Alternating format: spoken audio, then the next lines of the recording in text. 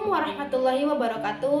Halo semuanya, perkenalkan saya Oktaviana Padupi dari kelas 1C. Saya berasal dari Prodi Pendidikan Ekonomi, Fakultas Tarbiyah dan Keguruan, Universitas Islam Negeri Sultan Syarif Qasim Riau dengan NIM 12210621302. Di sini saya akan membahas materi tentang sistem ekonomi yang dianut Indonesia. Sistem ekonomi yang dianut Indonesia.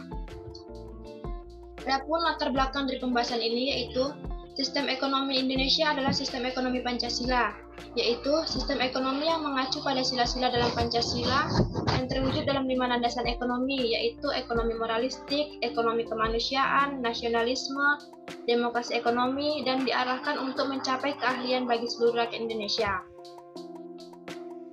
Adapun rumusan masalah dari pembahasan ini yaitu apa kekuatan dan kelemahan sistem ekonomi yang dianut Indonesia, dan yang kedua, bagaimana meningkatkan kekuatan dan mengatasi kelemahan sistem ekonomi yang dianut Indonesia.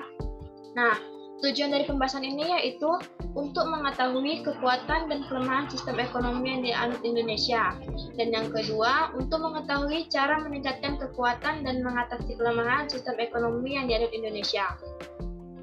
Tinjauan pustaka dari pembahasan ini yaitu sistem ekonomi adalah susunan unsur-unsur ekonomi yang saling berhubungan dan bekerja untuk memecahkan masalah ekonomi serta mencapai tujuan tertentu.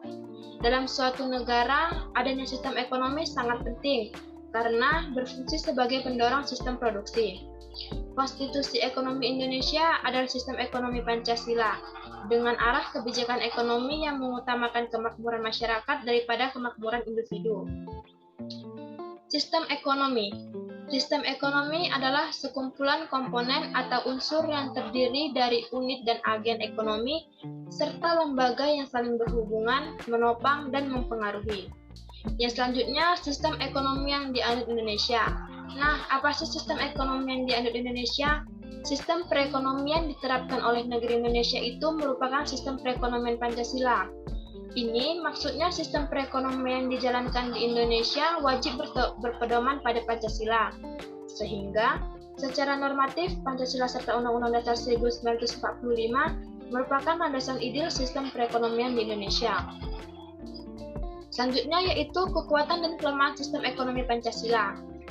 Kekuatan sistem ekonomi Pancasila ada 3, yaitu pengelolaan perekonomian berjalan secara kolektif atau bersama-sama untuk mencapai kemakmuran bersama. Yang kedua, perekonomian nasional diutamakan untuk kemakmuran rakyat. Yang ketiga, adanya kebebasan dalam berkreasi dan berinovasi selama hal tersebut tidak mengganggu kepentingan masyarakat.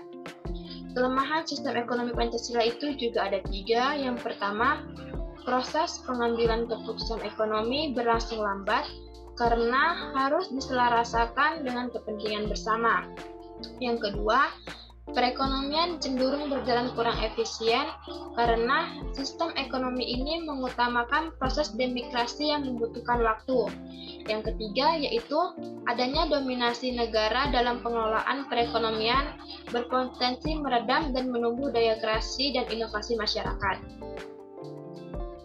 Selanjutnya adalah meningkatkan kekuatan dan mengatasi kelemahan sistem ekonomi yang dianut Indonesia. Nah, apa sih cara